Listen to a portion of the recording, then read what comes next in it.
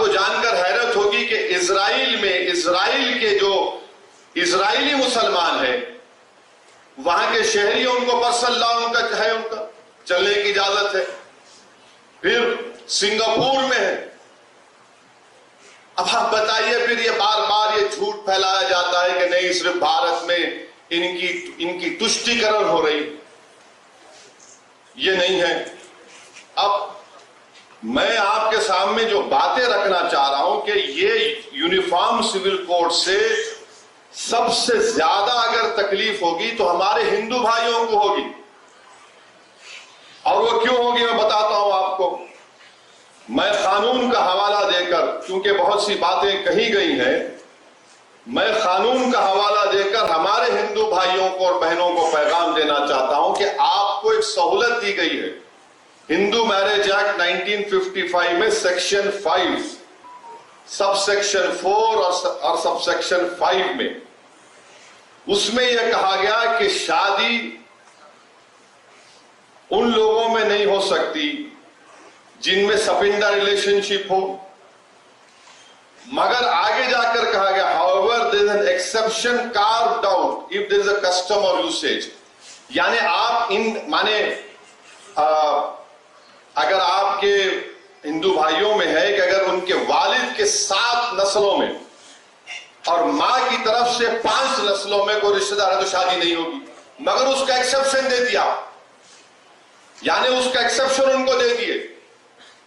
अब आप ये एक्सेप्शन खो देंगे, क्योंकि जब यूनिफॉर्म सिविल कोड अगर आएगा तो एक्सेप्शन कैसा मिलेगा आपको?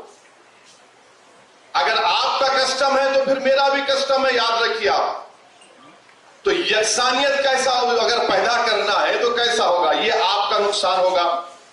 दूसरा सेक्शन 7 है ceremonies of Hindu marriage act का, कि आप अपनी शादी अपने कस्टमरी राइट्स के तहत, यानी आपके जो रिवायती हैं उसके तहत आप करें। यूसीसी आएगा तो सेक्शन 7 चला जाएगा। सेक्शन 29 सेविंग्स का क्लॉज है, वो चला जाएगा। और सेक्शन 2 सबसेक्शन 2 है जो शेड्यूल्ड ट्राइब्स को एग्जेम करता है, उनको ये कहा जाता है, उसमें कहा गया कि Hindu marriage act scheduled tribes पर अप्लाई नहीं होगा, तो फिर ये हमारे शेड्यूल्ड ट्राइब भाइयों का भी नुकसान होगा। फिर सेक्शन 3 का डेफिनेशन है जिसमें ये बताया गया कि कस्टम एंड यूसेज क्या है, वो आपसे चला जाएगा हमारे हिंदू भाइयों से। और तमिलनाडु के हमारे हिंदू भाइयों को मैं कहना चाहूंगा कि Hindu marriage Tamil Nadu amendment act 1967, इसमें अंग्रेजी में पढ़ता हूं, सेक्शन 7 उस पर डाला गया 1955 के कानून में।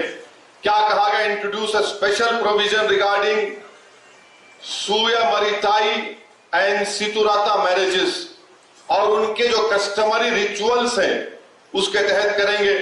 अब जब यूनिफॉर्म सिविल कोड लाया जाएगा तो आप इस चीज से महरूम हो जाएंगे तमिलनाडु में। फिर हिंदू सक्सेशन एक्ट पर आ जाइए आप। हिंदू सक्सेशन एक्ट ये कहता है कि सेक्शन 5, ये देखिए सेक्शन 5 आप लूज कर देंगे। माने अगर किसी को एक स्टेट है, किसी को एक को दे दिया, एक आदमी को, और इसका मिसाल दे रहा हूं, बीजेपी के जो शाही खानदान के लोग अभी बीजेपी मध्य प्रदेश में है, भाई और उनके मरहूम भाई और बहनों में आज भी कानूनी केस चल रहा है। नाम लूंगा तो फिर मीडिया वाले 6 बजे से मेरा निकाह शुरू करेंगे, तो अक्लमंद को इशारा काफी है। तो ये कानून अगर आप यूसीसी आएगा तो हिंदू सक्सेशन एक्ट 1956 का सेक्शन 5 चला जाएगा आपका। और फिर आप आ जाइए section 6 devolution of interest in को पार्सनरी प्रॉपर्टी, ये भी गायब हो जाएगा। इससे नुकसान हमारे हिंदू भाइयों का होगा। क्यों होगा? क्योंकि जॉइंट हिंदू फैमिली में जो को पार्सनरी है वो ज्यादातर मिताक्षरा कानून पर है। अब मुसलमानों को समझने की जरूरत है कि हमारे हिंदू भाइयों में 2 स्कूल ऑफ थॉट है, एक दया भागा है, एक मिताक्षरा है। तो अब ये होगा तो फिर ये मिताक्षरा के स्कूल ऑफ थॉट से आप लोग महरूम हो जाएंगे। और फिर हिंदू अनडिवाइडेड फैमिली, यानी अगर कोई हमारे हिंदू भाई को सहूलत दी गई है, सिवाय सिर्फ हिंदू भाइयों को, कि वो अगर कोई बिजनेस शुरू करे, कारोबार, बोले हिंदू अनडिवाइडेड फैमिली में उनको टैक्स से रिबेट मिलता है इनकम टैक्स में।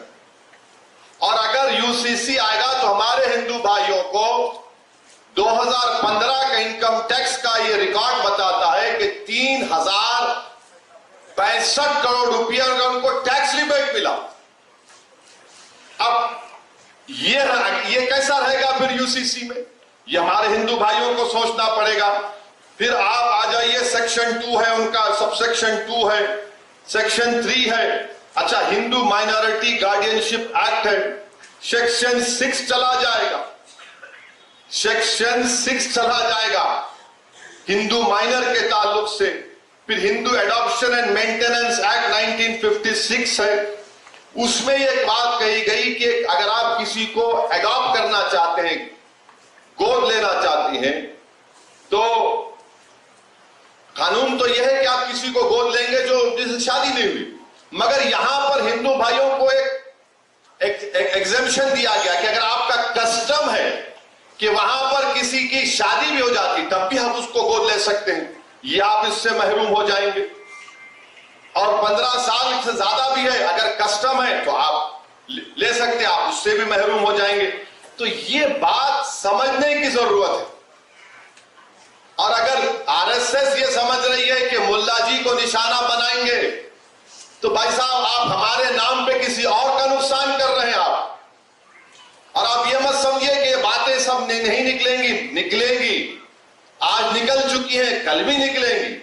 अब हमारे सिख भाई यहां पर बुजुर्ग बैठे हैं, उन्होंने अपनी तकरीर में अपने गुरु का फारसी शेर पढ़ा, मैं उनको आपको बताना चाह रहा हूं सर, इसमें आपका कैसे नुकसान होगा सिखों का। आपके पास 2012 में आनंद मैरिज एक्ट लाया गया, आनंद कराज, आपको सहूलतें दी गई सिखों की तहजीब और आपकी आइडेंटिटी को बरकरार रखने के लिए। अगर यूसीसी आएगा तो आनंद कराज चला जाएगा सर, आप समझिए इस बात को। मैं तो शुक्रगुजार हूं शिरोमणि गुरुद्वारा प्रबंधक कमेटी का, कि उन्होंने साफ और वाज़ेह अल्फाज में कह दिया कि हम यूसीसी को कबूल नहीं करेंगे। ये आनंद कराज जो हमारे सिखों का एक मजहबी हिस्सा है, आप उससे महरूम हो जाएंगे। अच्छा, हमारे ईसाई आज बिशप साहब बैठे हैं, मैं आप you will agree with what I am saying कि हमारे सिखों में, हमारे ईसाई भाइयों में कई डिनोमिनेशन है, बैप्टिस्ट है, रोमन कैथोलिक है, और इनके लिए क्या करेंगे फिर आप,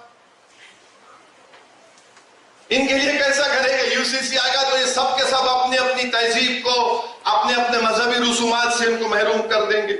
अच्छा, कैथोलिक चर्च में, correct me sir if I am wrong, Catholic church makes a distinction between civil and ecclesial law.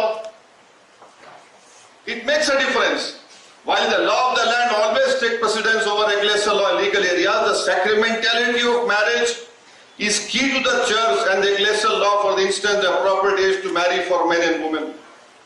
ये हमारे ईसाई भाइयों को भी तकलीफ होगी इससे, ये ऐसा नहीं है कि ये करने वाले हैं। अच्छा, फिर आप दूसरा देख लीजिए, अब आप और एक बात सुनिए। मेघालय में एक अलग तरीका है जायदाद देने का। नॉर्थ ईस्ट में बास कबाइली ऐसे हैं, आदिवासी ऐसे हैं कि छोटी बेटी को बाप की जायदाद मिलती। अब इनका तो घर में कोई है नहीं, इनको मतलब ही नहीं, कर दो। फिर अब आप ये देखिए कि हमारे मराठी कम्युनिटीज में, मराठास है, कुंभीज है, मालीज है, महार्स है, यहां पर भाई की बेटी की शादी बहन के बेटे से होती है। आप निकाल देंगे क्या इसको, बोलो आप। अच्छा, फिर ये क्रॉस कजन शादियां होती गोंड में और हमारे आदिवासी में जो हिल्स है नॉर्थ और सेंट्रल इंडिया में। अच्छा, फिर आप देखिए कि झारखंड में छोटा नागपुर टेनेंसी एक्ट है जो जमीन की जो हुकूक है आदिवासियों की उसकी हिफाजत करता है।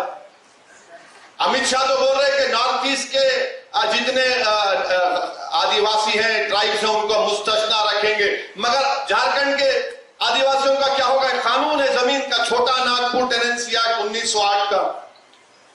फिर एक और कानून है provisions of panchayat extension to schedule areas act 1966 जो सेल्फ गवर्नेंस देता है और यह कहता है कि तुम पंचायत में सेल्फ गवर्नेंस करो और तुम्हारे जो रिवायती ग्राम सभा है, यानी फिर रिवायती यानी इनका कल्चर आ गए, उससे आप महरूम हो जाएंगे। तीसरी बात यह कि झारखंड में संताल परगानेस टेनेंसी एक्ट है 1949 जो झारखंड के संताली कबाइलियों की जमीन की हिफाजत करता, आप उससे महरूम हो जाएंगे। आपको समझना है कि नरेंद्र मोदी कहां से आ रहे हैं। दिखा तो रहे हैं कि मुसलमान को सबक सिखाएंगे, मगर नुकसान देश का होने वाला है। नुकसान देश की प्लुरलिज्म को होगा, इज्तिमाइयत को होगा। जो काम हमारे बुजुर्गों ने नहीं किया आप करने जा रहे हैं। तो इसीलिए यकसा सिविल कोड भारत के लिए ठीक नहीं।